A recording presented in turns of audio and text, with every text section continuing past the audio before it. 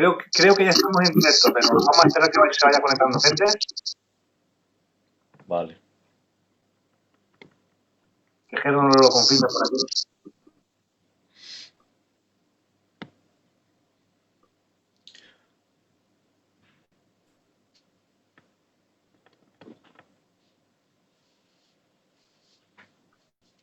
Estamos en directo, hermano Nicolás. De acuerdo. Vamos a ir ya, empezando poco a poco. Muy bien. Vamos a dar lugar a que los hermanos se vayan conectando. Bueno. Y vamos a disfrutar. Bien, bienvenidos esta noche a todos los hermanos que os estéis conectando, que el Señor os bendiga grandemente.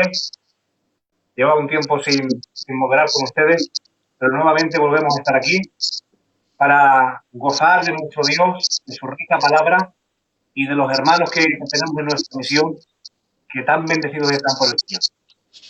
Bien, hoy tenemos un hermano que para mí es muy especial, aunque no he tenido la oportunidad de conocerlo personalmente, sino por estos medios, se llama Nicolás Lozano, creo que es, ¿no? Sí. De esta zona de Extremadura.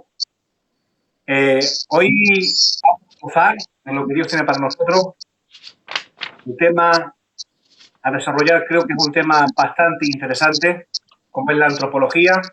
Específicamente, hoy se va a hacer un desarrollo y una exposición de lo que es el alma del hombre. ¿De acuerdo? Así que vamos a intentar de disfrutar y de gozar. Antes de dar comienzo a la exposición, rogaría por favor a todos los hermanos que están conectados, a todos los hermanos, que pudieran compartir el vídeo para que pueda alcanzar a más personas y a muchos más hermanos, a fin de que podamos enriquecernos todos juntos de la palabra y podamos disfrutar de lo que Dios ha puesto en el corazón de sus siervos. Amén. Bien, nosotros, como saben ustedes, nuestra dinámica es dejar al hermano que exponga, que él desarrolle con tranquilidad y después al final de la ponencia del hermano, si hay alguna pregunta o alguna duda que ustedes tengan, pues, la vayan formulando y en un orden cronológico iremos haciendo las preguntas para que el hermano nos dé la luz posible de la enseñanza y de la palabra. Amén. Pues nada, vamos a presentar todas las cosas decentemente y en orden. Hermano Nicolás, y ya te dejamos plaza para que usted se sienta libre y podamos disfrutar esta noche. De acuerdo. Amén. Pues, así como estamos, vamos a cerrar nuestros ojos y vamos a hacer una oración de fe al Señor, rogándole al Espíritu Santo que tome el control de todas las cosas. Señor Jesucristo, queremos darte las gracias por el privilegio que nos das de poder estar en tu presencia, Padre. Queremos rogarte, Señor, por tu siervo, Dios mío, Gloria. para que tú lo tomes con poder y con gloria, Padre, y por la exposición de tu palabra, Señor. Pues hemos entendido que dependemos de ella, Dios mío. Yo te ruego, Señor Jesucristo, que tú hoy, Padre, derrames tu gracia sobre tu siervo, para que tu palabra, Dios mío, pueda correr y ser glorificada, pueda seguir aportando a nuestra vida la ciencia y la sabiduría que necesitamos, Señor. Te lo ruego en el nombre de Cristo, amado Jesucristo. Gracias te doy por todas las cosas, Padre. Es en el nombre de Jesús. Amén. Y amén. Gloria a Dios. Hermano Nicolás, por favor, con total libertad, desarrolle lo que Dios ha puesto en su corazón, sin prisas. Es un programa que estamos acostumbrados a hacer 2 horas de programa, así que con total libertad, no tengas prisa, desarrolla y vamos a gozar. De acuerdo. Pues no sé si se escucha bien, ¿se me escucha bien? Perfecto, se te escucha perfecto. De acuerdo. Pues nada, en primer lugar quiero saludaros y bueno, agradeceros a todos los hermanos, principalmente a ti que has sido con el que tuve la bendición de poder contactar, de haberme ofrecido esta oportunidad y esta gran bendición de poder estar en este programa que ya es archiconocido a nivel internacional, Sana Doctrina, amén. Un programa que está haciendo muchísimo bien a mucha gente, un programa que no pretende estimular la emoción, sino enriquecer la información, amén. Amén. Y para mí es un honor y una bendición poderme sumar en esta noche a seguir aportando lo poquito que cada uno podemos tener, ¿de acuerdo? Y bueno, pues yo sin mucho preámbulo, me gustaría compartirles un tema que, bueno, ya hemos predicado en muchas y diferentes ocasiones, que es el tema del alma. Te doy pues plena libertad, José, para que cuando tú quieras hacer cualquier inciso por alguna cosa que en el desarrollo del tema no esté aclarado, lo que sea, pues me interrumpes sin ningún problema y De aquí de lo acuerdo. que se trata en esta noche que nos podamos hacer entender, ¿no? Amén. Esa es la idea. Y el tema en esta noche es el tema a tratar, el tema del alma. Amén. Yo comentaba con José previamente a entrar en directo que cuando hablamos del tema de antropología es un tema que nos encontramos con muchas lagunas, ¿vale? Porque en la Biblia, pues evidentemente no lo encontramos todo de forma explícita, escrita, y dentro de esas lagunas, pues tenemos que ir viendo lo que es más coherente y tiene más conexión con la revelación, que es la palabra del Señor. Y en esta noche me gustaría ocupar unos minutos y de la forma más clara y más evidente intentar simplificar aquello que quisiera compartirles con respecto al tema del alma. Cuando hablamos del alma, hablamos de un tema que pertenece a la teología de la antropología. La palabra antropología, ustedes ya bien saben que es una palabra compuesta. Antropo es hombre en griego y logía es la ciencia que estudia al hombre. Por eso al alma, como uno de los elementos que conforman el ser, se le llama antropología. Yo quisiera comenzar leyéndoles un par de textos o tres y poder ir entrando en el tema, ¿de acuerdo?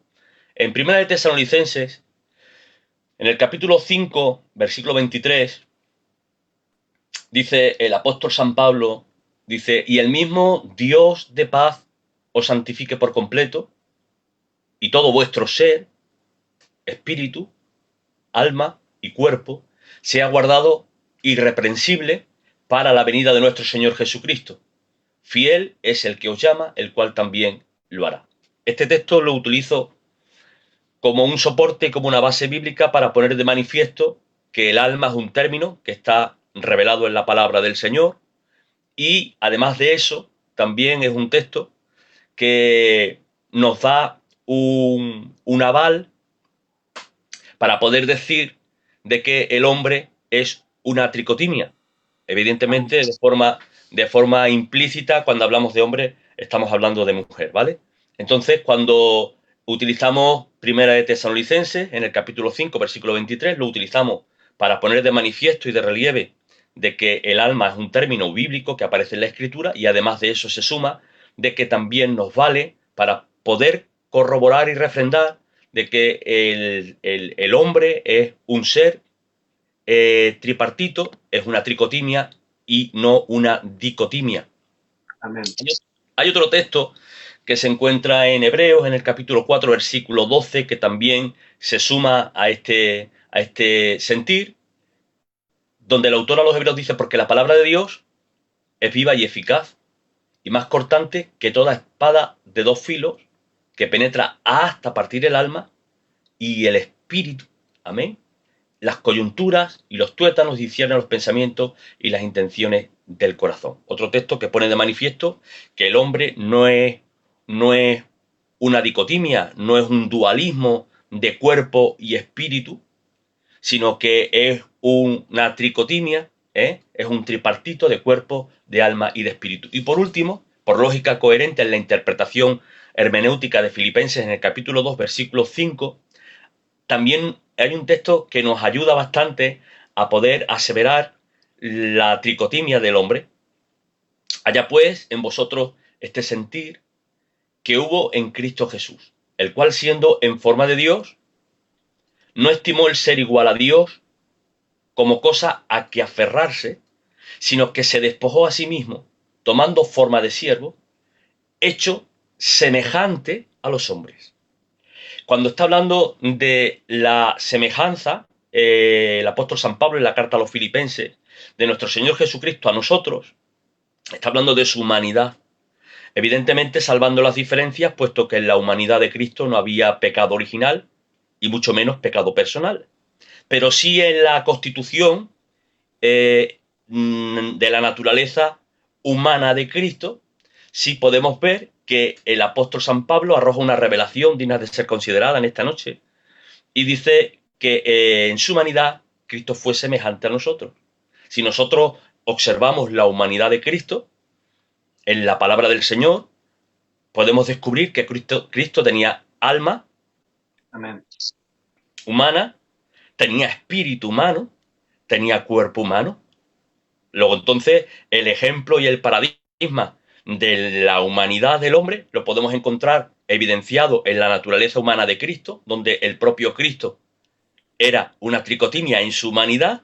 Luego, entonces, sería un error garrafal decir que nosotros somos un dualismo. Luego, entonces, decimos, amén, que nosotros somos un tripartito, el ser humano, compuesto de cuerpo, de alma y de espíritu. Yo de esto no te puedo hablar con mucho conocimiento, solamente he arañado un poquito el tema.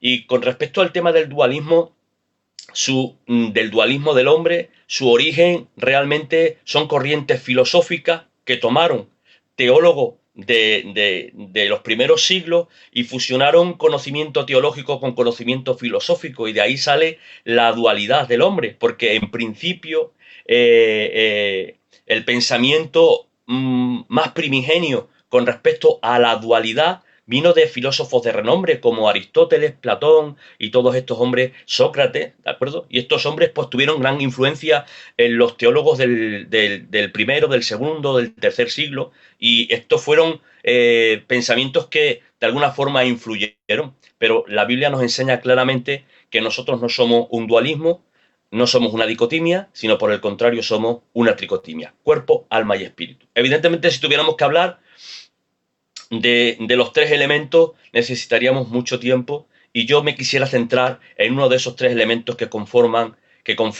el ser humano. Me gustaría leerles un texto y dándole base, porque son temas que cuanto más Biblia tomemos y corroboremos aquello que vamos diciendo, pues más luz vamos viendo. Génesis, en el capítulo 2, versículo 7, dice: entonces Jehová Dios formó al hombre del polvo de la tierra y sopló en su nariz aliento de vida. Amén. Si nosotros hacemos un análisis fragmentado de este texto, encontramos en esas dos expresiones, el polvo de la tierra y el soplo en su nariz, lo material del hombre y lo inmaterial del hombre. En el polvo de la tierra encontramos el cuerpo, que es la parte material del ser humano, que es lo tangible, lo que podemos ver en nuestro exterior, y en el soplo, en su nariz, se nos revela de forma implícita, que ahora lo vemos más evidentemente, lo que es lo inmaterial del hombre, que es el alma y el espíritu, porque el alma y el espíritu se le considera dentro del argot teológico de la antropología la parte inmaterial, porque no es algo tangible, no es algo visible, pero es real como la vida misma, ¿de acuerdo? Tenemos que decir que el cuerpo, cuando hablamos del cuerpo, para ir entrando, el cuerpo tiene su origen en la tierra, ¿de acuerdo? Por eso, si nosotros hacemos un análisis químico de nuestro cuerpo, nos podemos dar cuenta que esto es demostrable científicamente, que es una realidad archiconocida por todos nosotros. Amén. Nos podemos dar cuenta que muchos de los minerales que hay en la Tierra son minerales que nosotros tenemos en el cuerpo, como el calcio, el carbono, el cloro, el flúor, el hidrógeno, el hierro, el magnesio, el nitrógeno, el fósforo, el potasio, todos estos elementos, que son elementos que están en la Tierra y que nosotros los tenemos en el cuerpo. ¿Por qué? Porque nuestro origen en el área material del cuerpo fue de la propia tierra. Por eso dice Primera de Corintios, en el capítulo 15, versículo 47, dice que el primer hombre, literalmente lo dice así, ¿Verdad? es de la tierra. Amén. Porque su cuerpo fue tomado literalmente de la tierra. Y Moisés, en el Pentateuco, en Génesis, en el capítulo 3, versículo 19, dice: con el sudor de tu rostro comerás el pan hasta que vuelvas a la tierra, porque de ella fuiste tomado, pues polvo eres, hablando de el origen material del cuerpo, dice del polvo fuiste tomado y al polvo volverás, porque el cuerpo es tierra. Amén. Originalmente Dios nos formó, hizo un muñeco de barro, que era la parte material, y posteriormente a esto nos insufló el soplo, y en ese soplo nos transmitió lo inmaterial, que es el alma y el espíritu. Por eso, viendo el origen, dicho sea de paso, en un paréntesis, viendo el origen, José, de nuestro cuerpo, esto nos tendría que llevar a una profunda reflexión, porque como dice el salmista, ¿no? Dice en el capítulo 8, versículo 4, dice, ¿qué es el hombre para que tenga de él memoria? Y el Hijo del Hombre para que lo visite. Si somos un conjunto de partículas de polvo andante, amén. Si algo tenemos de dignidad y algo tenemos de mérito, es que nos hemos convertido en herederos de una salvación eterna por la gracia de nuestro Señor Jesucristo, y Él, por medio de su Espíritu, nos ha dignificado convirtiéndonos en hijos. Por eso hay una frase que en cierta ocasión leí y que me hizo mucho bien, y dijo un hombre que si el orgulloso supiera el ridículo que hace delante de Dios y delante de los hombres, por el propio orgullo sería humilde. Amén. Si el orgulloso supiera el ridículo que hace delante de Dios y delante de los hombres, por el propio orgullo sería humilde, porque no hay nada que detrimente más, que deteriore más, que menoscabe más que una persona que se crea que es algo o alguien. Si algo tenemos o algo valemos, es porque Él está con nosotros. Si no, ya la Biblia nos dice que somos un conjunto de partículas de polvo andante y no somos nada más que eso. Amén. Tendríamos que seguir hablando del cuerpo, y para esto tendríamos que hablar algo de la teoría de la evolución, que no es el tema de esta noche. Tendríamos que hablar del cuerpo del hombre y la relación que va a tener este cuerpo con la muerte, cuál será el porvenir del cuerpo físico, la responsabilidad de cuidar este cuerpo como templo del Espíritu Santo y convertir este cuerpo en una ofrenda de adoración. Pero en esta noche, pues los minutos que tenemos, me gustaría ocuparlos intentándoles hablar del alma. Ustedes saben que cuando hablamos del alma, que a eso ahora lo vamos a ver más detenidamente, hablamos del alma y decimos que el alma está compuesto de tres elementos, que es la voluntad, la mente y los sentimientos. Alma es voluntad, mente y sentimientos. Cuando hablamos del espíritu, decimos que el espíritu es la intuición, la comunión y la conciencia. Y en estos seis elementos, voluntad, mente y sentimiento, intuición, comunión y conciencia, en estos seis elementos, Dios, cuando sopló sobre aquel muñeco de barro, fue donde nos insufló y donde nos transmitió su imagen y semejanza. Ahora bien, ¿qué es la imagen y qué es la semejanza? Para poder ir entendiendo un poquito más los tres elementos que conforman el alma, que es voluntad, mente y sentimientos. Hay dos textos que me gustaría leerles, que se encuentran en Génesis, en el capítulo 1, versículo 26, y me gustaría que hicieran esta observación conmigo. Dice Génesis, capítulo 1, versículo 26, dice, hagamos al hombre a nuestra imagen, conforme nuestra semejanza. Esto dice Génesis, capítulo 1, versículo 26. Hagamos al hombre conforme nuestra imagen y semejanza. Y Génesis, en el capítulo 1, versículo 27, dice, y Dios creó al hombre a su imagen. A imagen de Dios lo creó. Varón y hembra los creó.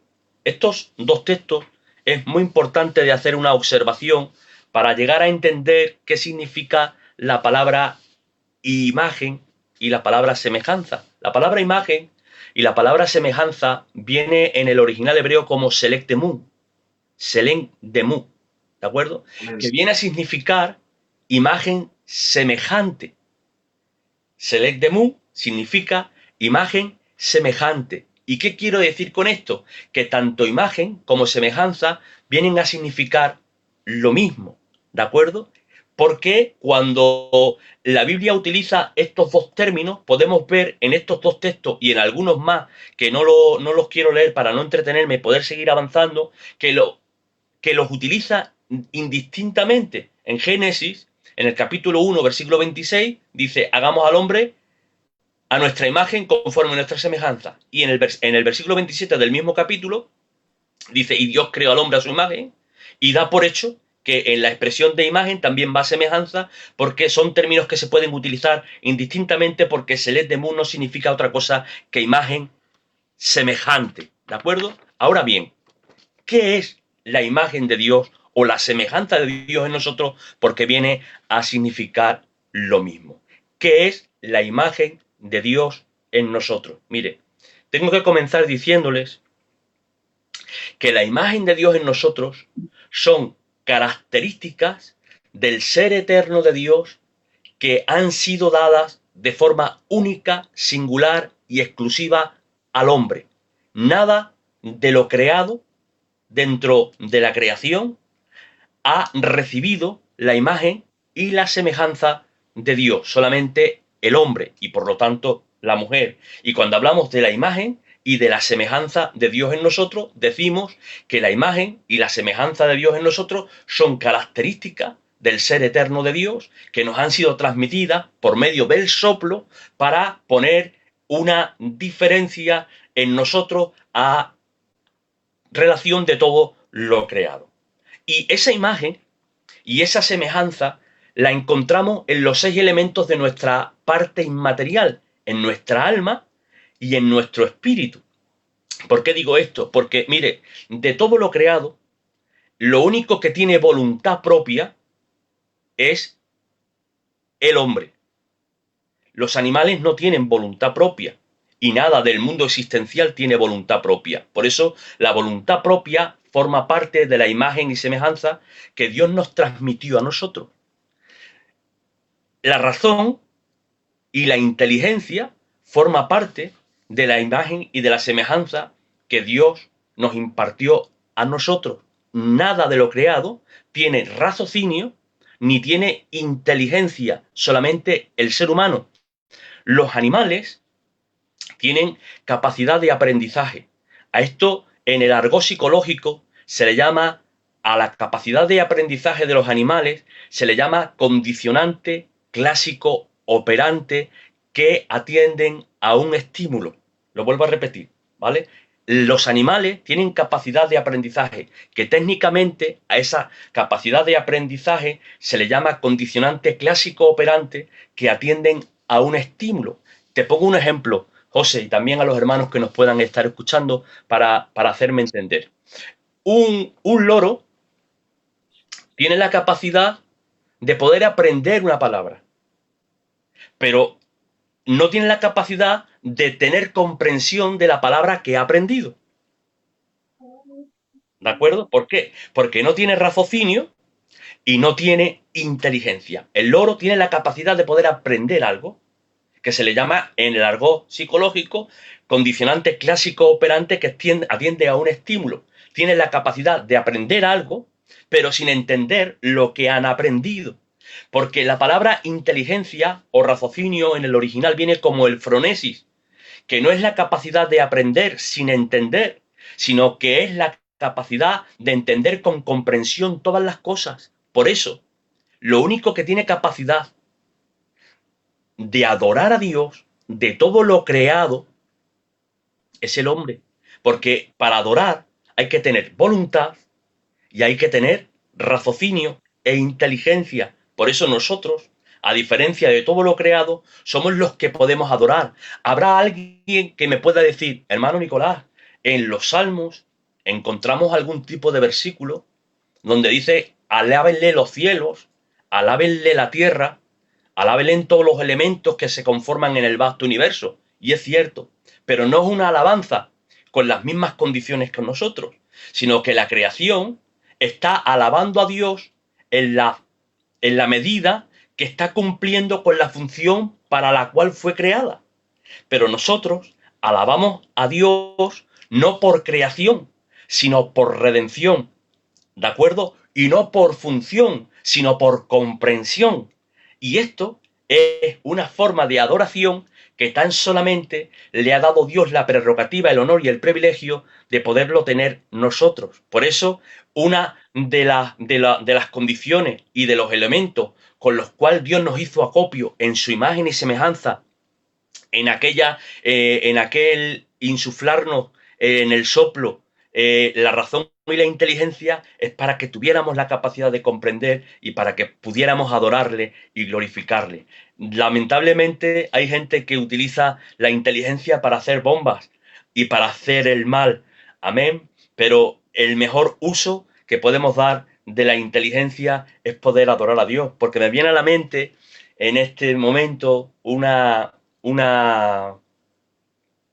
historia que escuché de un hombre, y no me quiero entretener porque si no me lío, que estaba a punto de fallecer. Le quedaban minutos para pasar al mundo ultratumba, ¿no? Y era un hombre que toda su vida pues había sido un testimonio vivo. Y cuando ya está a punto de fenecer y de morir, pues su hijo, que está a la cabecera, le pregunta, le dice: padre, ¿cuál es el mejor uso que puedo hacer de los años que tengo? ¿Cuál es el mejor uso que puedo hacer de la vida que me resta? Y el padre, con voz moribunda, le responde, le dice: mira, hijo, el mejor uso que puedes hacer de la vida es este. La vida es para buscarle, la muerte para encontrarte con él y la eternidad para poseerle. Dice: no pierdas a Dios en esta vida, porque en la muerte no lo encontrarás y en la eternidad no lo poseerás, ¿de acuerdo? Por eso que el mejor uso que podemos dar a nuestra inteligencia es invertirla en la adoración y en la comunión y en la relación para con Él, ya que hemos sido habilitados por gracia en esa imagen y semejanza. Decimos que la imagen y semejanza es voluntad propia, es raciocinio, inteligencia, sentimientos. Cuando hablamos de sentimientos, decimos que lo único que tiene sentimiento de todo lo creado es el hombre, porque los animales tienen instintos que atienden a un patrón de creación. Te pongo un ejemplo. Una hembra animal tiene una cría y por patrón de creación lo tiene que cuidar durante 6 meses, pero cumpliendo el patrón de creación, durante esos 6 meses da la vida por esa cría, pero terminados los 6 meses se olvida como si nunca jamás la hubiera visto. ¿Por qué? Porque son instintos que carecen de raciocinio. Sin embargo, los sentimientos son emociones que están basados o están interconectados con la inteligencia y con la voluntad. Por eso el hombre no se mueve por instinto, se mueve por sentimiento, a diferencia de los animales. Y también decimos que lo único que tiene eternidad de todo lo creado somos nosotros, el hombre, el ser humano. Es verdad que somos sempiternos porque hemos tenido un principio, pero por la gracia de Dios y en fe creemos que no vamos a tener un final. Por eso somos eternos y de todo lo creado el hombre es el único que tiene capacidad moral para tener relación y comunión con él, y todos los elementos como es la voluntad propia, el raciocinio, la inteligencia, los sentimientos, la capacidad moral para tener relación y comunión con él, la eternidad, están imprimidos en el alma y en el espíritu. Por lo tanto, decimos que la imagen de Dios en nosotros son los 6 elementos que se conforman en la parte inmaterial nuestra, en el alma y en el espíritu: voluntad, mente, sentimiento, intuición, comunión y conciencia. Porque todos estos elementos traducidos se convierten en voluntad, en raciocinio, en sentimientos, en inteligencia, en eternidad, en capacidad de adoración, y todo esto nos lo imprimió Dios en nuestra parte material, en ese soplo que hizo al principio de creación.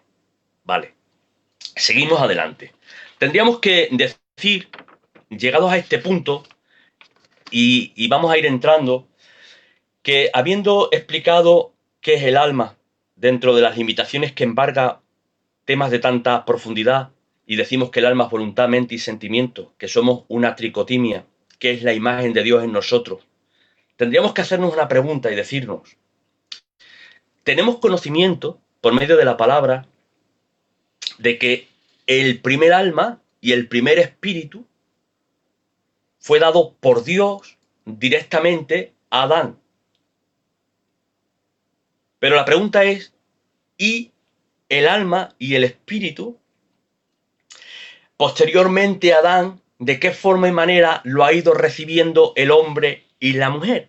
Para esto, evidentemente, como bien decía, cuando entramos en temas de antropología, pues nos encontramos con ciertas lagunas que tenemos que ir buscando los argumentos que tengan mayor coherencia y mayor conexión con la revelación de la palabra. Ustedes saben que cuando hablamos de cómo hemos recibido el alma y el espíritu, los hombres y las mujeres posteriormente a Adán, existen muchas teorías, pero hay tres teorías que son las más comunes y conocidas que yo me gustaría pues compartirles así a bote pronto, porque no nos podemos centrar mucho en todos los puntos para no pasarnos más de lo que pertenece.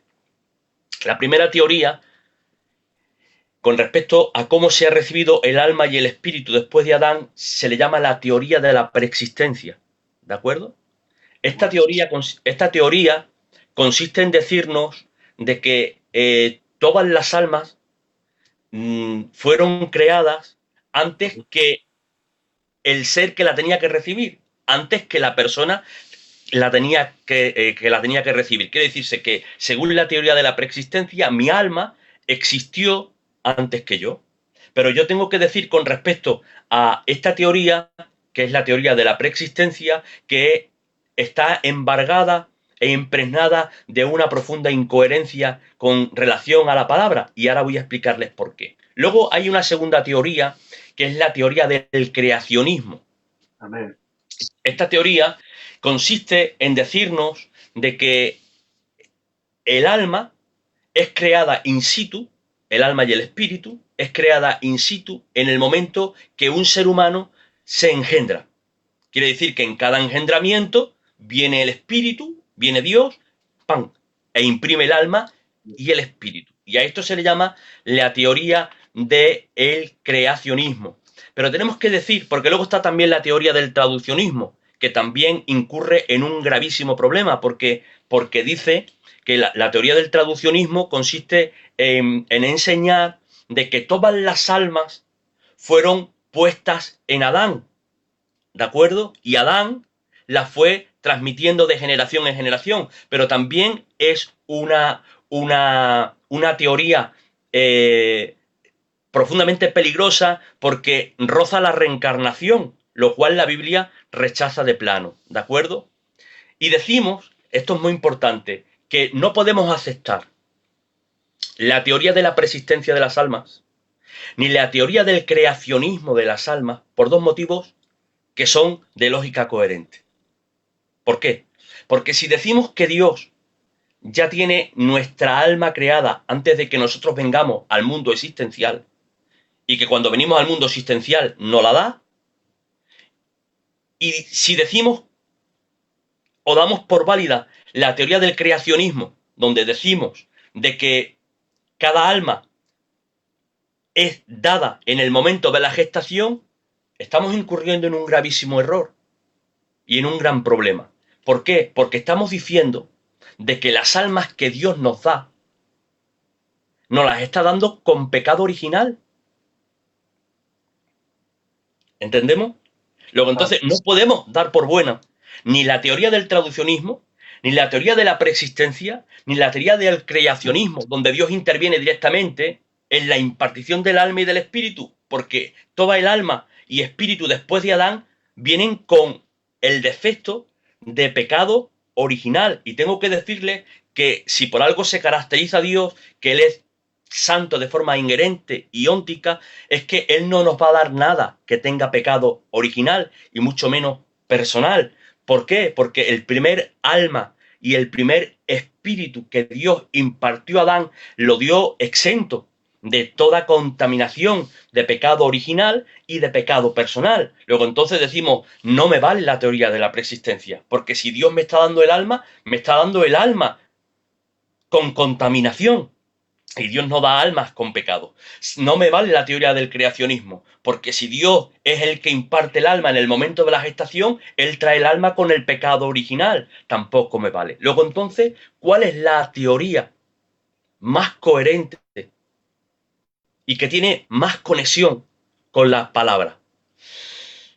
Hay una teoría que yo cuando estudié un poco el tema de la antropología fue la que más me convenció y se llama la teoría de la autoridad creativa. ¿En qué consiste esta teoría?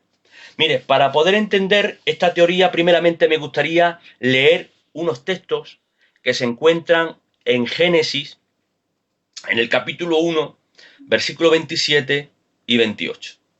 Y dice, y creó Dios al hombre a su imagen, a imagen de Dios lo creó, varón y hembra los creó.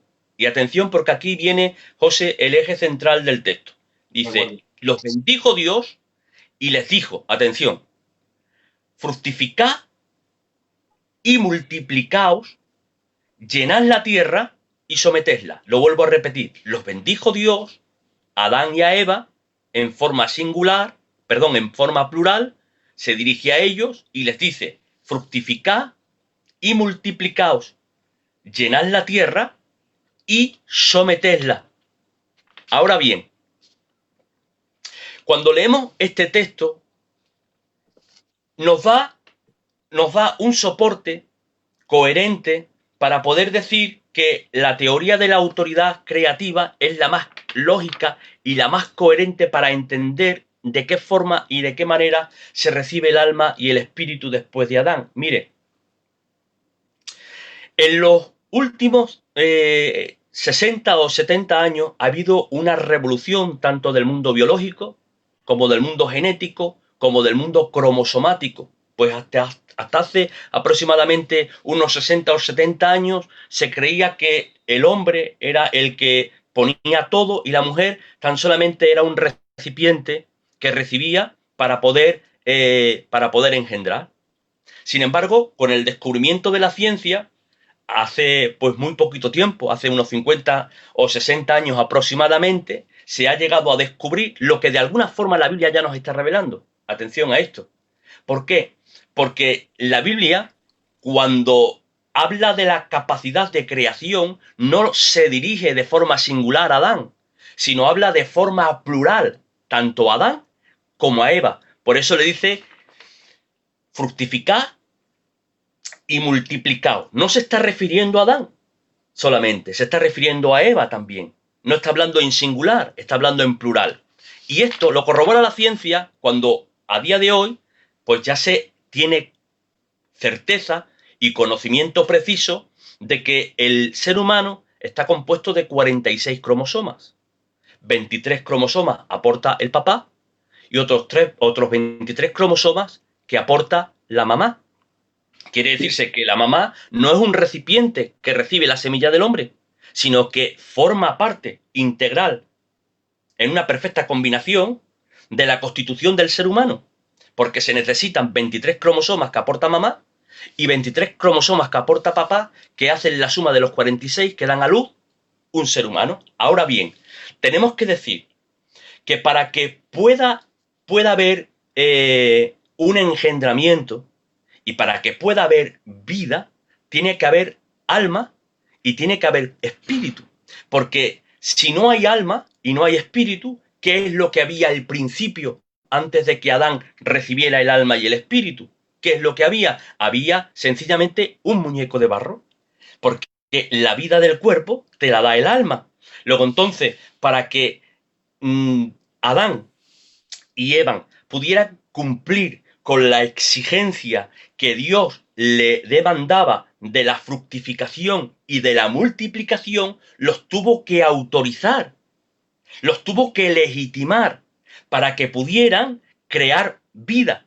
Quiere decirse que según la teoría de la autoridad creativa, Dios ha legitimado por decreto divino, que esto es muy importante de entender, por decreto divino ha autorizado a Adán y a Eva para poder crear vida.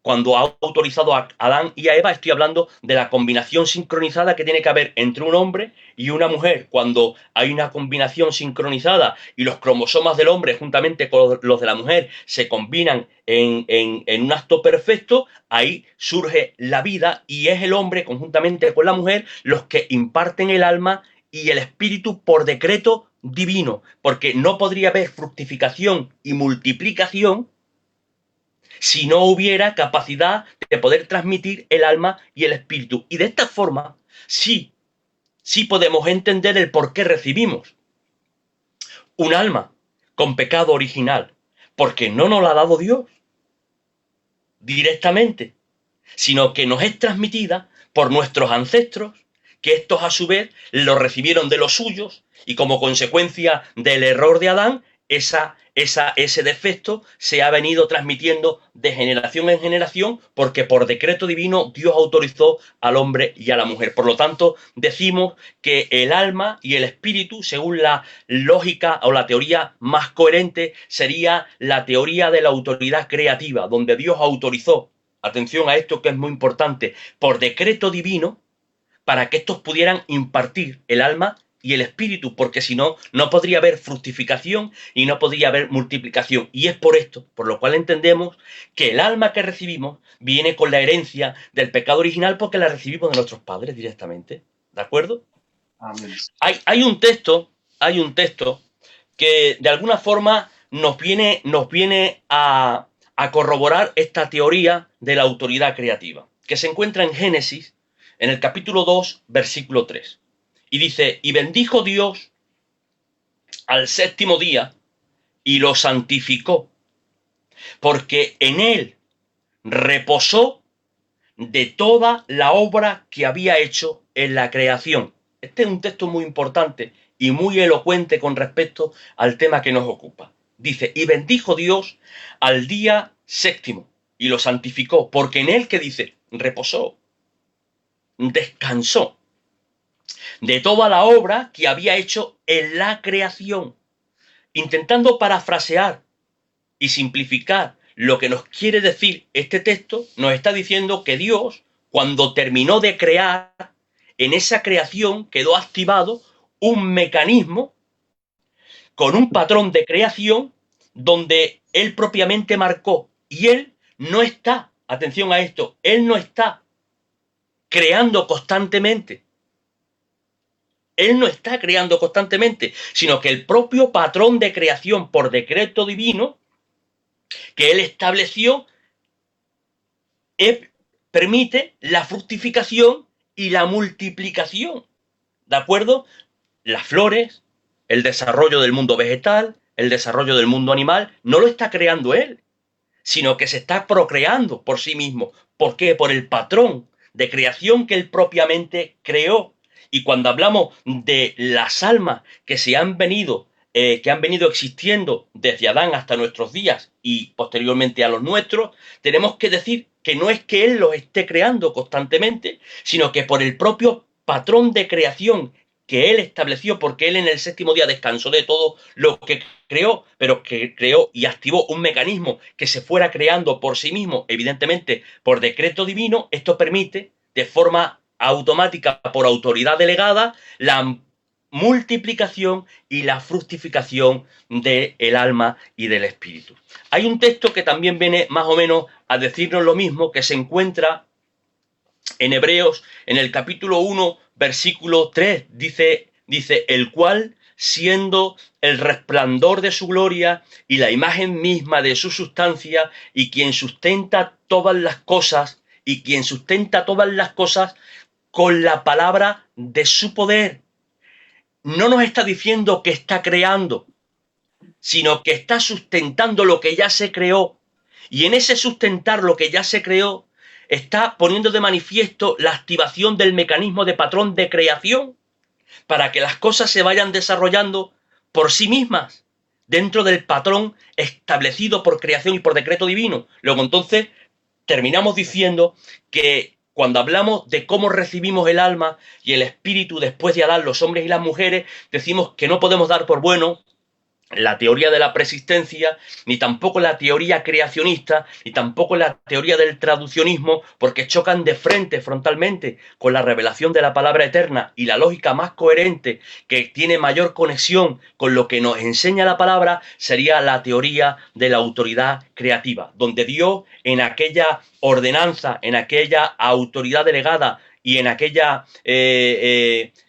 orden que les dio a Adán y a Eva de la fructificación y de la multiplicación, los habilitó, los legitimó y los autorizó para poder transmitir el alma y el espíritu. ¿De acuerdo? Seguimos un poquito más adelante. Decimos que el alma es el ejercicio de toda la vida física. Quiere decirse que la vida del cuerpo no nos viene por el espíritu. La vida del cuerpo nos viene por el alma. ¿De acuerdo? Esto es muy importante de entender. El que da la vida al cuerpo no es el espíritu. El que da la vida al cuerpo es el alma. Y esto lo podemos ver cuando leemos, por ejemplo, Génesis, en el capítulo 2, versículo 7. Dice, entonces Jehová Dios forma al hombre del polvo de la tierra, sopla en su nariz aliento de vida y cuando esto ocurre, el hombre se convierte, dice Génesis 2.7, en un ser viviente. Pero de una forma más explícita y más clara, Primera de Corintios en el capítulo 15, versículo 45, dice el apóstol San Pablo, por la revelación conservada en la inspiración para que no haya error, dice, así también está escrito.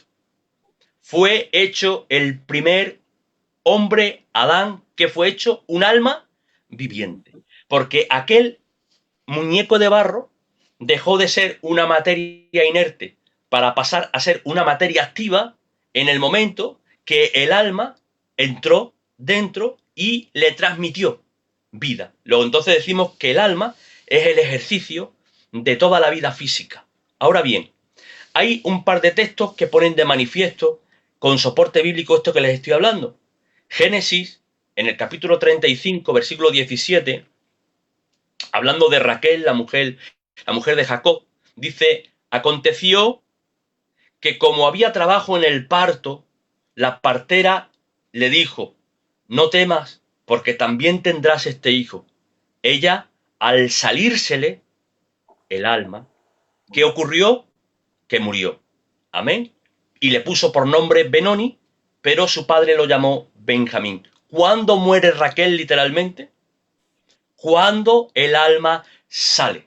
Cuando el alma sale, el cuerpo deja de recibir la vida que éste le transmite y por lo tanto se produce lo que conocemos comúnmente como la muerte.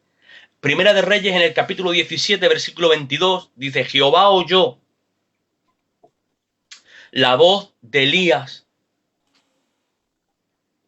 y el alma del niño, el alma volvió al niño y éste revivió. Lo vuelvo a leer. Jehová oyó la voz de Elías. El alma volvió al niño y este niño revivió. Estamos hablando de aquel niño, de aquella mujer viuda de Sarepta de Sidón. ¿De acuerdo?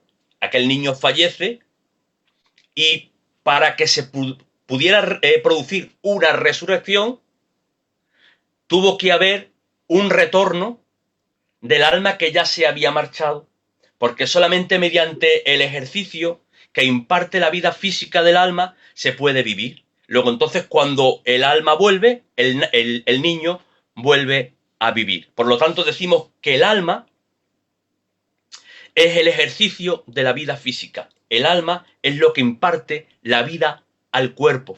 Hubo algo que me llamó mucho la atención, José, leyendo en el tema de la antropología. Un hombre dio una definición de cómo se producía la muerte física. Y aunque es cierto que no lo podemos corroborar y refrendar, porque no tenemos Biblia para todo, porque hay Deuteronomio dice que las cosas secretas le pertenecen a él y las reveladas nos pertenecen a nosotros.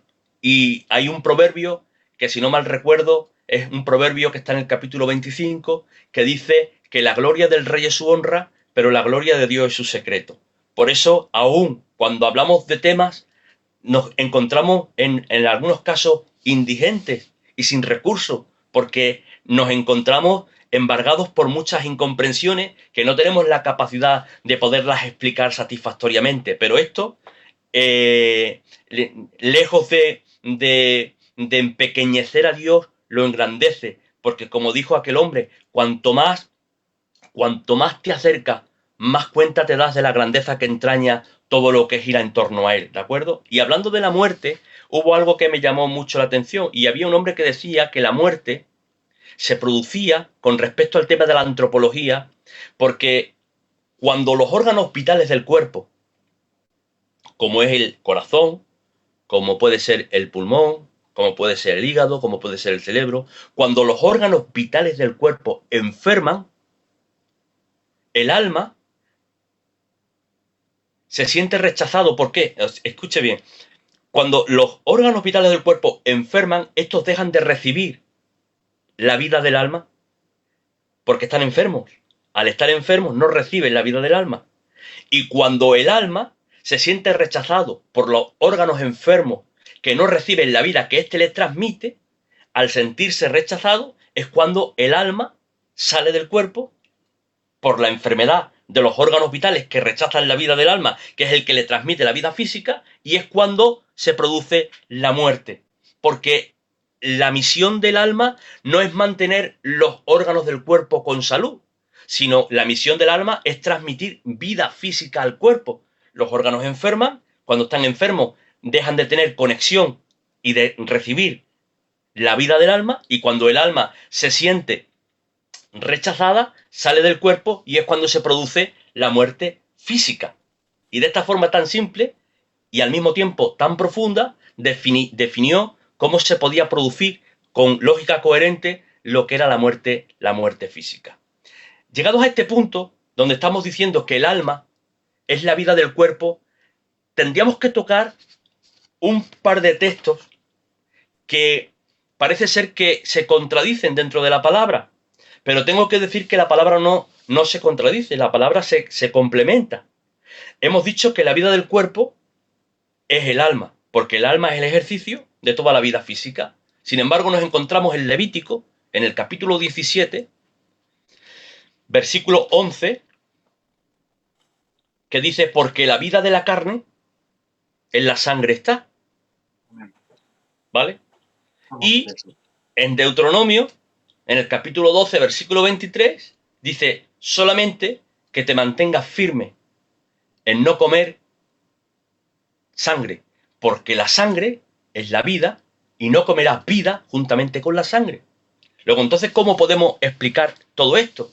Si acabamos de decir que la vida del cuerpo es el alma, que es el ejercicio de toda la vida física, y la sangre nos dice que la vida del cuerpo en la sangre está, estos dos textos, principalmente a una secta conocida por todos nosotros como los Testigos de Jehová, los ha llevado a una gran confusión, a tal manera que ellos no pueden hacer donación ni transfusión, porque ellos creen que en la donación y en la transfusión se produce una transferencia de su alma y una reencarnación, y esto los condenaría eternamente y para siempre. Por eso ellos no dan sangre, porque creen que en base a estos textos el alma es la sangre. Por eso permiten que sus hijos puedan morir y no dan sangre, porque en esa transfusión o en esa donación se hace una transferencia y se produce una reencarnación que los lleva a una condenación sin retorno. Pero entonces, ¿cómo podemos explicar si acabamos de estar a priori explicando que el ejercicio de la vida física del cuerpo es el alma, y aquí aparentemente la Biblia nos dice de que la vida del cuerpo está en la sangre? Pues tan sencillo como esto, y voy a intentar de simplificarlo todo lo que pueda.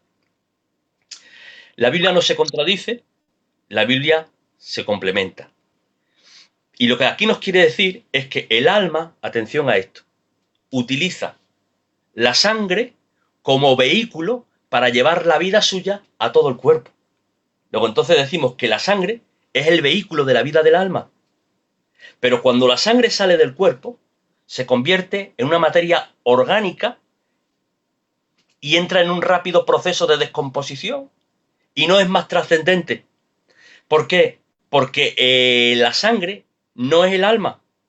El alma utiliza la sangre como vehículo para llevar la vida a todo el cuerpo.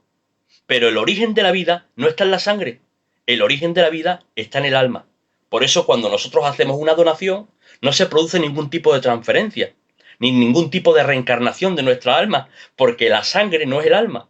El alma utiliza la sangre como vehículo para llevar la vida a todo el cuerpo. Y esa es la explicación que tenemos para poder entender estos textos, donde dice que la vida del cuerpo está en la sangre, pero lo que nos quiere decir es que la sangre es el vehículo de la vida del alma, pero no es el alma, porque el origen y la fuente de la vida no es la sangre, sino es el alma que utiliza la sangre como vehículo para transportar la vida a todo el cuerpo. ¿De acuerdo?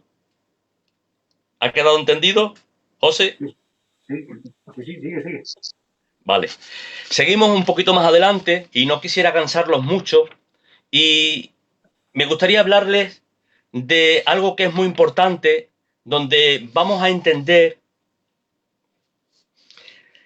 en la convivencia que hay entre el alma y el cuerpo, en la convivencia que hay entre el alma y el cuerpo, vamos a poder poner de manifiesto y de relieve lo que es la voluntad, la mente y los sentimientos, que son los tres elementos que conforman el alma. En esa convivencia, ¿vale? Vamos a intentar de poner de manifiesto la voluntad, la mente y los sentimientos del alma.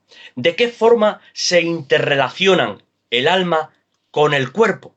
Bueno, pues esto yo voy a intentar de simplificarlo todo lo que pueda para poderlo explicar. Mire, debemos de entender que el alma utiliza el cuerpo, el alma utiliza el cuerpo para poder ejecutar su voluntad, sus deseos y sus sentimientos, ¿vale? Quiere decir que cuando hablamos del cuerpo, decimos que el cuerpo tiene 5 sentidos, como es el sentido de la vista, el sentido del olfato, el sentido del oído, del gusto y del tacto. Esos 5 sentidos recogen toda la información del exterior y esa información que se recoge del exterior pasa al centro neurálgico de la información que es el cerebro y allí queda archivada.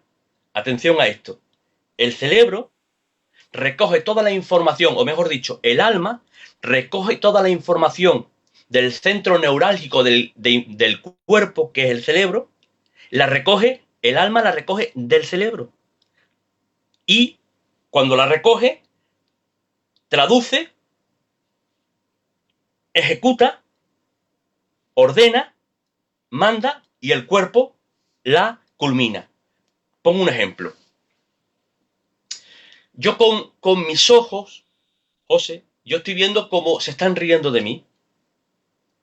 Eso que ha sido captado por el sentido de la vista, esa información pasa al lóbulo posterior izquierdo de mi cerebro, que es donde se archiva la imagen de las señales que mis ojos han captado.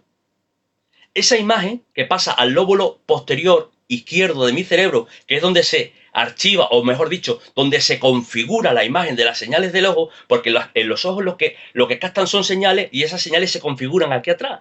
Realmente los ojos los tenemos detrás del cerebro, no los tenemos adelante. Los ojos son como ventanas que captan señales y esas señales se configuran en el lóbulo posterior del cerebro. Esa imagen se ha captado y ha quedado archivada. El alma recoge esa información, esa acción del cerebro.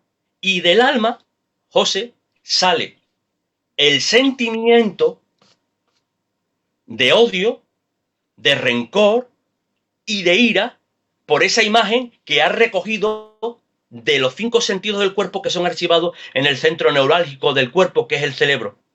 Ahora bien, por eso decimos, y esto lo dijo Cristo, no lo digo yo, que no es la mano la que peca, es el alma a través de la mano. ¿De acuerdo? No es el cerebro el que peca. Porque el cerebro tan solamente es el caparazón de la mente, pero el cerebro es un órgano más. Y ahora lo vamos a entender. La mente está en el alma, no está en el cerebro. Luego entonces decimos, no es el cerebro el que peca, es el alma. Porque el alma está compuesta de voluntad, de mente y de sentimientos. Por eso Cristo dijo en Mateo, en el capítulo 15, versículo 18 y 19, dice, pero lo que sale de la boca del corazón, sale. Y esto contamina al hombre, porque del corazón salen los malos pensamientos, los homicidios, los adulterios, las fornicaciones, los hurtos, los falsos testimonios, las blasfemias. Estas cosas son las que contaminan al hombre. Y vuelve a reiterarse el propio Cristo en Marcos en el capítulo 7, versículo 21, y dice, porque de dentro del corazón de los hombres salen los malos pensamientos, los adulterios, las fornicaciones, los homicidios, los hurtos, las avaricias, las maldades, el engaño, la lujuria, la ira, la envidia, la calumnia, la insensatez. Cuando está hablando del corazón, vosotros sabéis mejor que yo que en el argot hebreo se utiliza mucha metáfora. Amén. Es un lenguaje muy metafórico. Aquí no está hablando literalmente de un corazón, porque el corazón no tiene otra función que el de servir como bomba para que la sangre nos llegue a todas las áreas del cuerpo. Está hablando del alma. Y dice, el origen de todas las cosas, los hurtos, las avaricias, las fornicaciones, la insensatez, la ira, los homicidios, tienen origen ¿dónde? En el alma. El alma es la fuente de donde salen todas las iniciativas del pecado y lo ejecuta a través del cuerpo. En ese sistema de procesos que yo les he estado explicando, utiliza los sentidos corporales para comunicarse con el exterior, que ahora lo vamos a demostrar. Algo tenemos para demostrar esto. Utiliza todos los sentidos corporales para comunicarse con el exterior, la información de los sentidos corporales que quedan archivados en el centro neurálgico de nuestro cerebro, de ahí él coge toda la información, la traduce y luego expresa su sentimiento, su voluntad, poniendo la orden en la mente y el cuerpo la ejecuta. Luego entonces, ¿de dónde salen los malos pensamientos? ¿De dónde salen los adulterios? ¿De dónde salen las fornicaciones? ¿De dónde salen los hurtos? ¿De dónde salen las avaricias? ¿De dónde salen las maldades? Dice, de dentro del corazón. Porque el cuerpo no tiene iniciativa de pecar por sí mismo.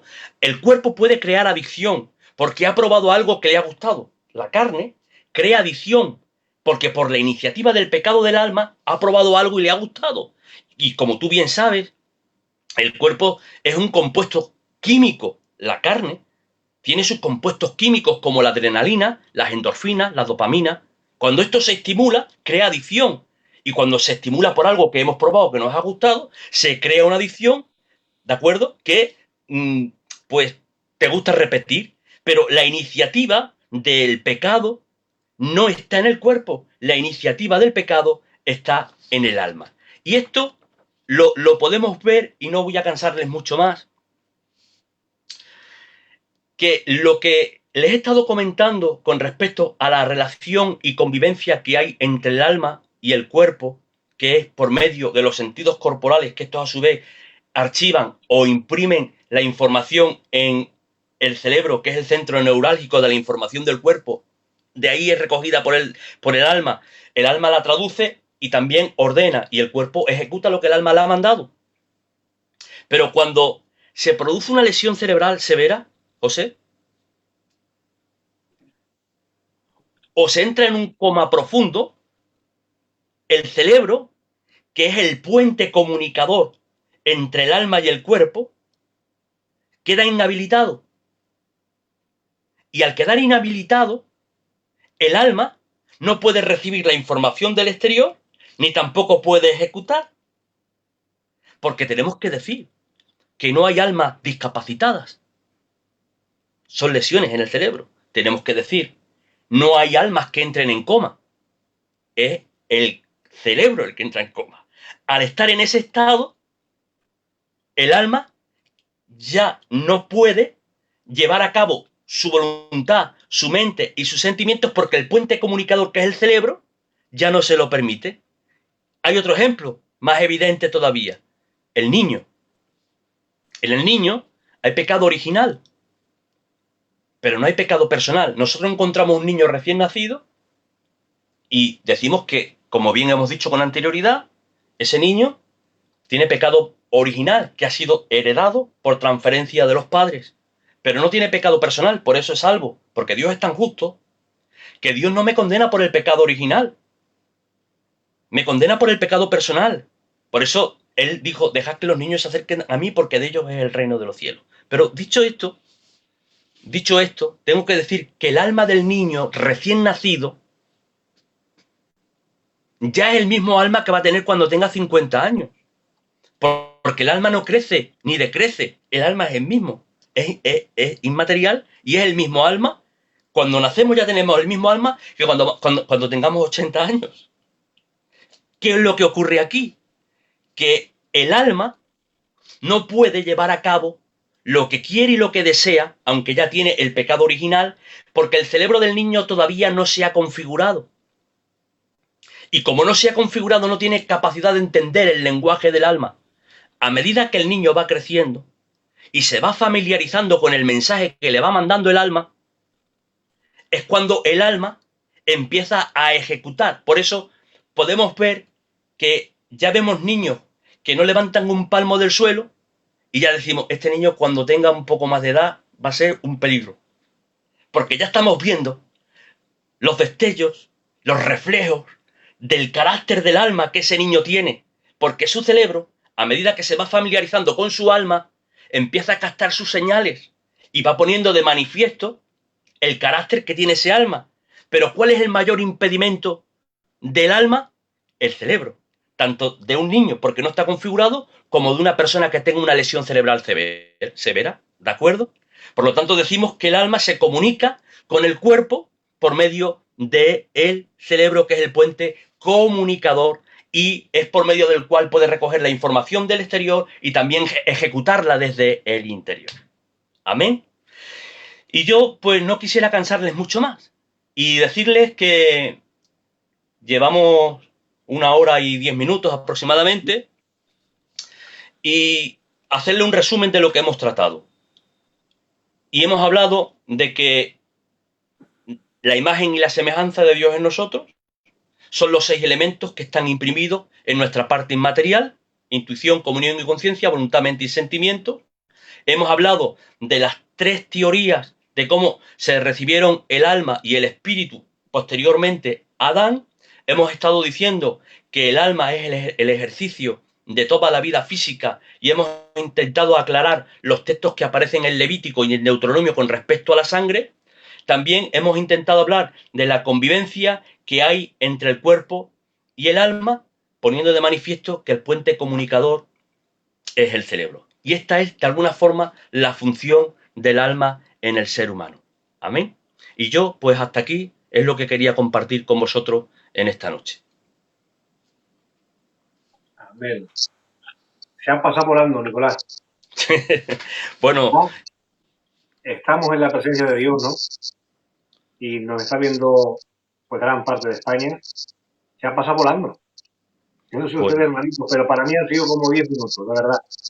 Y llevamos, lo ha dicho bien el hermano, llevamos 1 hora y 10. sí, por lo menos yo lo que veo aquí es que aproximadamente llevamos 1 hora y 10, por eso no he Sí, querido sí. extenderme más. Ha sido una pasada. Pues nada, si te parece bien, vamos a pasar al tiempo de las preguntas, ¿De acuerdo? ¿de acuerdo? A los hermanos que estéis escuchando, que sean preguntas relacionadas estrictamente con el tema, ¿de acuerdo? A ver, por ejemplo, lo ha explicado el hermano Nicolás ahora, pero si lo quiere matizar un poquito más, un hermanito que se llama Rubén, ¿vale? Nos pregunta, entonces, cuando un niño es engendrado, recibe el cuerpo, pero también recibe el alma. Lo hemos explicado. En ese engendramiento, por medio de los cromosomas que aporta la mamá y el papá le están transmitiendo lo que necesita biológicamente para la configuración del cuerpo y también por decreto divino para que ese cuerpo tenga vida en ese engendramiento de forma simultánea tiene que ser impartido el alma y también el espíritu de forma in situ, que es la teoría de la autoridad creativa que hemos estado comentando. De acuerdo.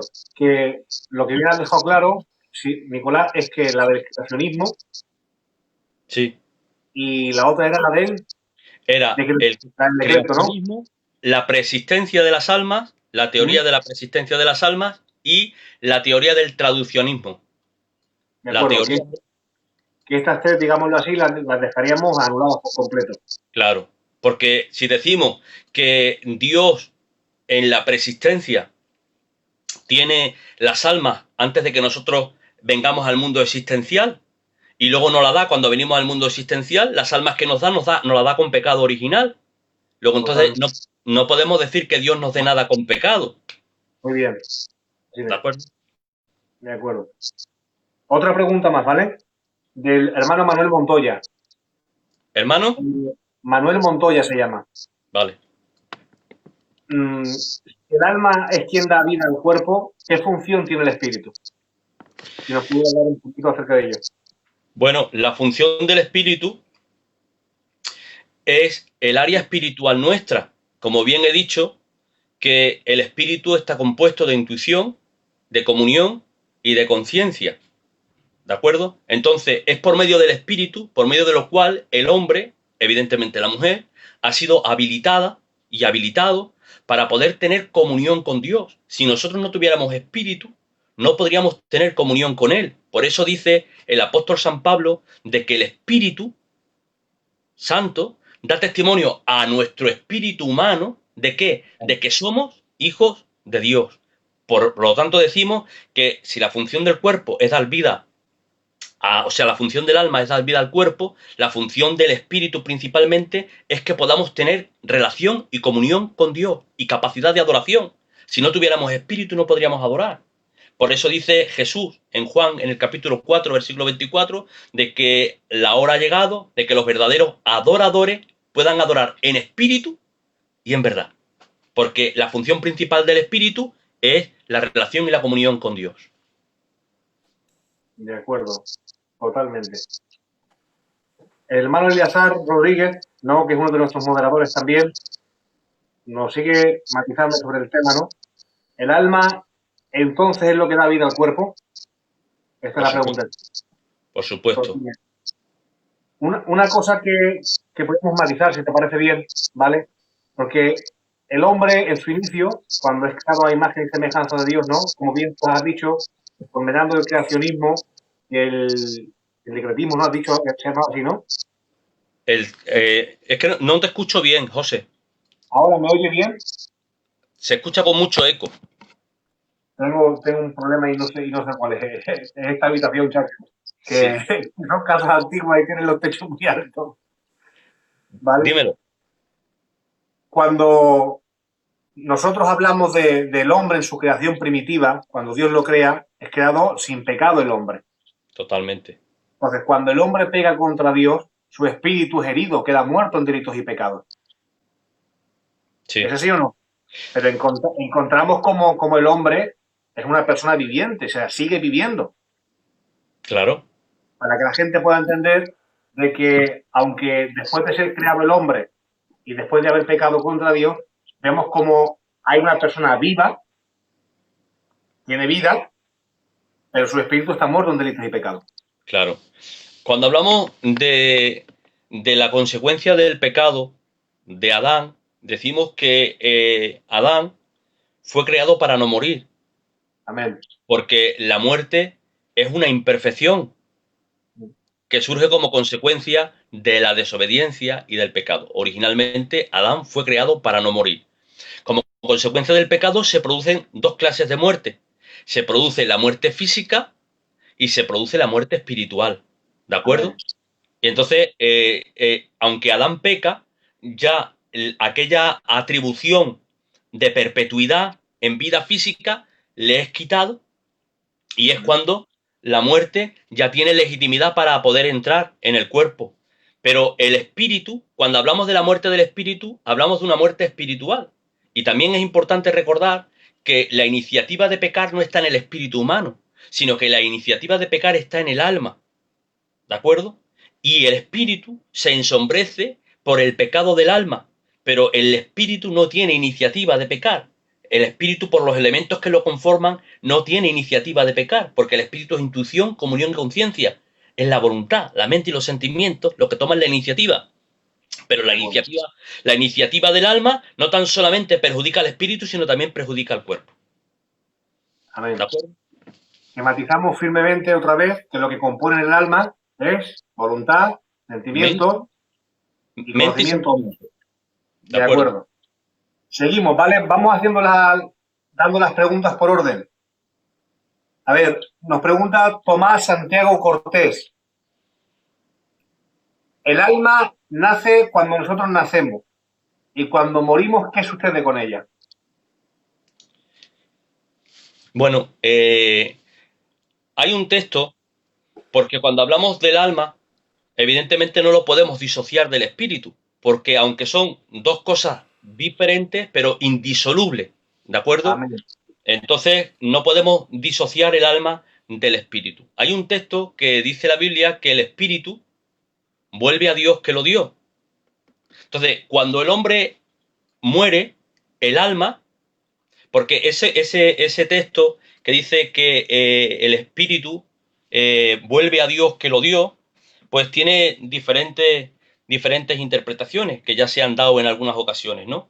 Pero lo que queremos decir es que el alma, juntamente con el espíritu, cuando muere, pues dependiendo del destino que le corresponda por su forma de vida en el transitar de la tierra, así va a ser su destino cuando pase a la dimensión de ultratumba. Por eso volverán, van al seno de Abraham, en este caso al cielo, al paraíso, y otros van al lugar de tormento. Porque el alma y el espíritu es inmaterial, que siguen viviendo después de la muerte. Y ese texto estaba hablando de que el espíritu vuelve a Dios que lo dio, porque más tarde o más temprano todos los espíritus tienen que rendir cuentas delante de la presencia de Dios, uno para ser salvo y otros para recibir su condenación. Amén. De acuerdo. Seguimos hacia adelante. Pregunta del tío Pichi. El tío Pichi, Cuando Santiago dice que el cuerpo sin espíritu está muerto, ¿a qué se refiere?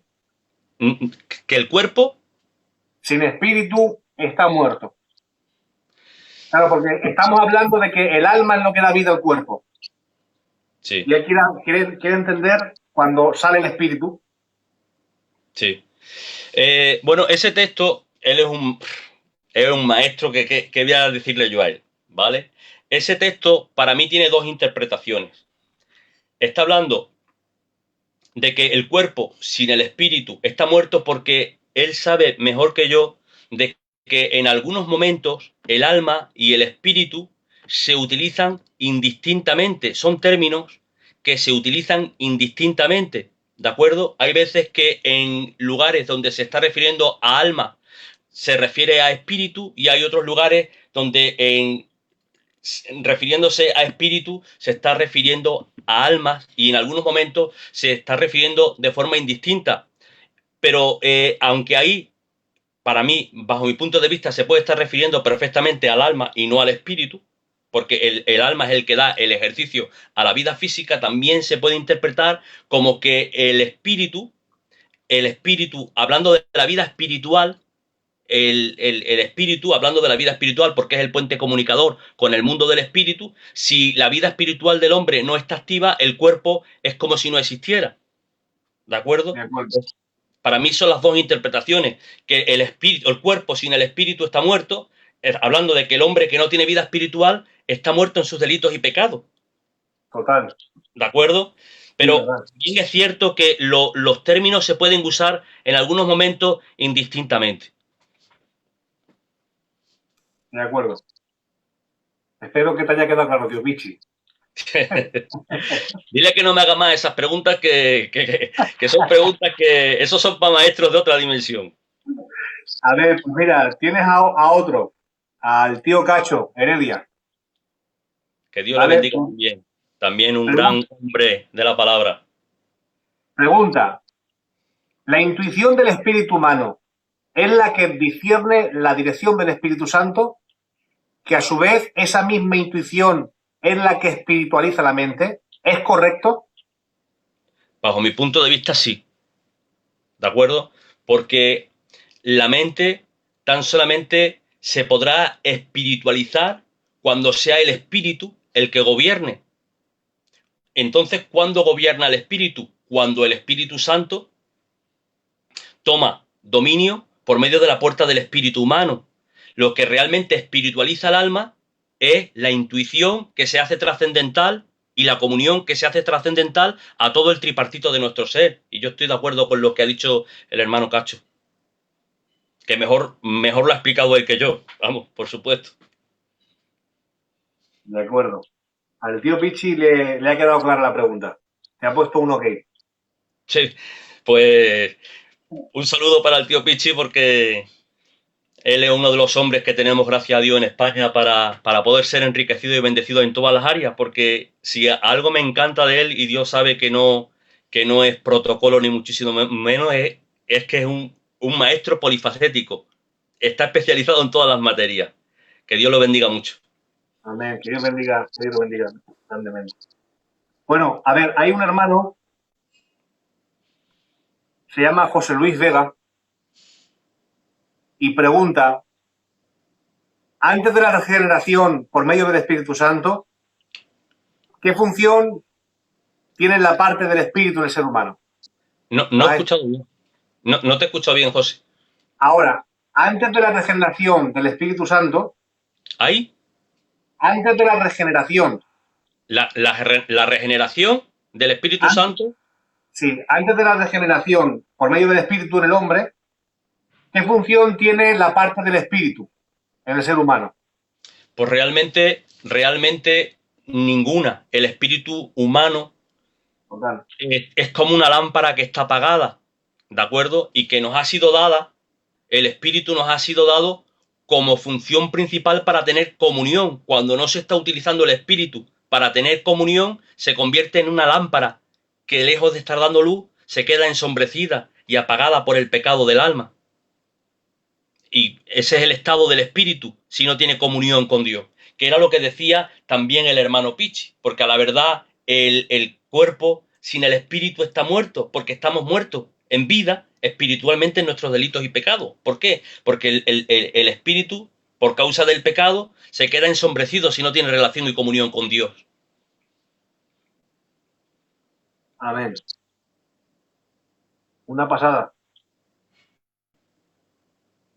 El tío Cacho te dice, mejor tú, te dice el tío Cacho, porque es un tema muy difícil lo que estás dando. Es lo que dice el tío Cacho. Pues son los hombres grandes en su dimensión, como el tío Cacho, pues son los que de alguna forma a los que estamos pues nos hacen sentir bien con sus palabras. Y que Dios lo bendiga muchísimo. Amén. Pues mira, Nicolás, no hay más preguntas esta noche. De momento, no ha entrado Perfecto. nada más. Creo que hemos dado todas las preguntas en su orden. Y si hay alguna pregunta que se me escapa, pues les pido disculpas a los hermanos. Bueno, yo públicamente, ¿no? Ya que hemos cogido esta confianza por aquí, quisiera comprometerte para que volvieras a estar con nosotros otra vez. Y ya que has hecho hoy este análisis de lo que es el alma del hombre, a ver si la semana que viene o de aquí 2 semanas, cuando tú lo tengas bien, pudieras seguir compartiendo lo que es el espíritu del hombre, la función que tiene, o lo que es el cuerpo, me da igual el tema que tú quieras. ¿De Pero si te acuerdo? parece bien que hemos empezado y desarrollando este tema, terminamos por completo las distintas materias de él. ¿Te parece bien? Para mí un honor que me invitéis. Y bueno, pues ya estamos en contacto, que si Dios quiere no va a ser la última vez que nos vamos a estar hablando. Y ya pues coordinamos el día que os venga a vosotros bien.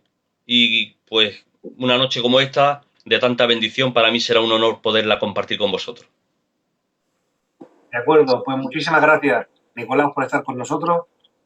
Gracias a los hermanos que estéis conectados. Ha sido una bendición esta noche el poder compartir con el hermano Nicolás y ver pues cómo Dios utiliza. La verdad que había escuchado hablar mucho de ti y para mí ha sido un honor y un gusto y un privilegio, ¿verdad? De poder estar aquí al lado tuya, escucharte y de aprender tanto, porque he aprendido mucho esta noche. Pues para mí ha sido de verdad que un honor y un privilegio que os hayáis acordado de mí y que bueno, pues que Dios os siga bendiciendo como lo estáis haciendo y deciros que soy un programa de referencia en España, un programa donde, bueno, pues la gente que se conecta sabe que va a escuchar algo que le va a ayudar a su conocimiento y que sigáis, porque yo sé que en algunos momentos cansa, ¿no? Os tiráis hasta 2 horas, 3 horas preparando los programas, coordinándolos, y sé que es de mucho trabajo y lo sé. Pero sé que también Dios os está bendiciendo de una forma muy especial. Así que os animo a que sigáis hacia adelante, ¿vale?